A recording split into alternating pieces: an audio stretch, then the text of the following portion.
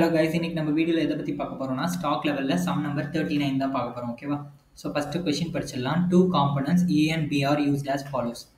Normal consumption 3000 units, minimum usage 1500 units and maximum usage 4500 units. And reorder quantity பார்த்தீங்கன்னா material ஏக்கு பிக்கு தனித்தனியாக கொடுத்துட்டாங்க.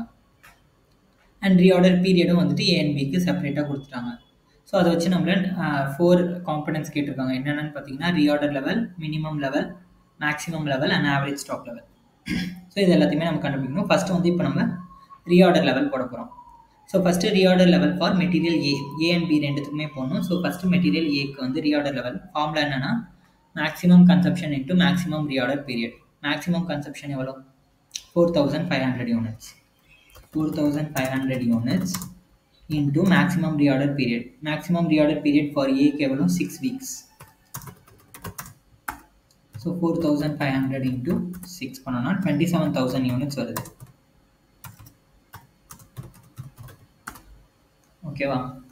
So next பாருங்க B க்கு reorder level for B க்கு வந்து maximum consumption அதேதான் 4500 units into maximum reorder period. Maximum reorder period for B க்கு வந்து பார்த்தீங்கன்னா 4 weeks. ஸோ 4500 into 4 பண்ணிங்கன்னா உங்களுக்கு 18000 யூனிட்ஸ் வருதா? ஸோ அதான் நமக்கு வந்துட்டு ரீஆர்டர் லெவல் ஃபார் B. இப்போ நம்ம ரீஆர்டர் லெவல் கண்டுபிடிச்சாச்சு. அடுத்தது minimum stock level. Minimum stock லெவலுக்கு ஃபார்முலா என்ன? For material A reorder level minus normal consumption into normal reorder period. So first நம்ம normal consumption and normal reorder period கண்டுபிடிக்கணும். அதை கண்டுபிடிச்சிட்டு அப்புறம் அதை வந்து இந்த ஃபார்முலாவில் சப்ஸ்டியூட் பண்ணிக்கலாம். ஸோ நார்மல் கன்சம்ஷனுக்கு பாருங்கள் maximum consumption plus minimum consumption divided by 2. Maximum consumption எவ்வளோ நம்ம பார்த்தோம்ல 4500 units, minimum consumption 1500 units. So 4500 units plus 1500 units divided by 2 பண்ணோன்னா நமக்கு ஆன்சர் வந்துடும். ப்ளஸ் 1500 டிவைடட் பை 2 பண்ணோன்னா 3000 யூனிட்ஸ் வருது. இது வந்து நமக்கு நார்மல் கன்சம்ஷன். ஓகேவா? அடுத்தது வந்துட்டு நார்மல் ரீஆர்டர் பீரியட் கண்டுபிடிக்கணும். நார்மல் ரீஆர்டர் பீரியட்க்கு என்னது? Maximum reorder period plus minimum reorder period divided by 2.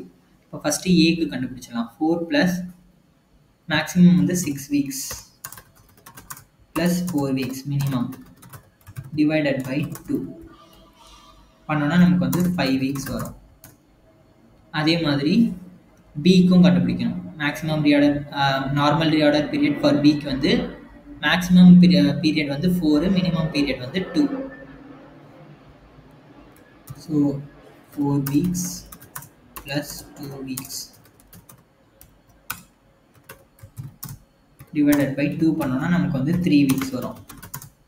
ஓகேவா? ஸோ இப்போ இதை வந்து நம்ம ஃபார்முலாவில் சப்ஸ்டியூட் பண்ண போகிறோம். First reorder level for material A. Material ஏக்கு வந்து ரீஆர்டர் லெவல் எவ்வளோ கண்டுபிடிச்சோம்? 27000 யூனிட்ஸ் கண்டுபிடிச்சோமா? So 27000 units minus normal consumption எவ்வளோ? 3000 units into normal reorder period for A. ஏக்கு போடும்போது ஏவோட டீட்டெயில்ஸ் எடுக்கணும். ஓகேவா? ஸோ 27000 மைனஸ் 3000 இன்ட்டு 5 12000 வருது. 12000 யூனிட்ஸ் தான் நமக்கு வந்துட்டு minimum stock level for A. ஓகேவா? அடுத்தது பார்த்தீங்கன்னா minimum stock level for B கண்டுபிடிக்கணும். பியோட ரீஆர்டர் லெவல் எவ்வளோ? பிக்கு ரீஆர்டர் லெவல் வந்து 18000 யூனிட்ஸ் கண்டுபிடிச்சோமா? அதை எடுத்துக்கணும். Minus normal consumption 3000 units into normal reorder period for பிக்கு வந்து 3 வீக்ஸ் கண்டுபிடிச்சோம்ல, அதை எடுத்துக்கணும். இப்போ இதை சால்வ் பண்ணோன்னா ஆன்சர் வந்துடும். 18000 மைனஸ் 3000 இன்டூ 3 பண்ணோன்னா 9000 யூனிட்ஸ் வருது. ஓகே, இப்போ மினிமம் ஸ்டாக் லெவல் கண்டுபிடிச்சாச்சு. அடுத்தது maximum stock level. Maximum stock level for ஏக்கு ஃபார்முலா என்ன? Reorder level plus reorder quantity minus minimum consumption into minimum reorder period. So reorder level எவ்வளோ கண்டுபிடிச்சோம்? ஏக்கு 27000 யூனிட்ஸ் ப்ளஸ் ரீஆர்டர் குவான்டிட்டி அவங்களே கொடுத்துருந்தாங்க ஏக்கு. கரெக்டாக? For A reorder quantity 13000 units. So 27,000 plus 13,000 units minus minimum consumption into minimum reorder period. Minimum consumption for A எவ்வளோ? Minimum consumption, minimum usage வந்து 15,000 units into minimum reorder period. Minimum reorder period 4 weeks for A. So 1500 units into 4 weeks.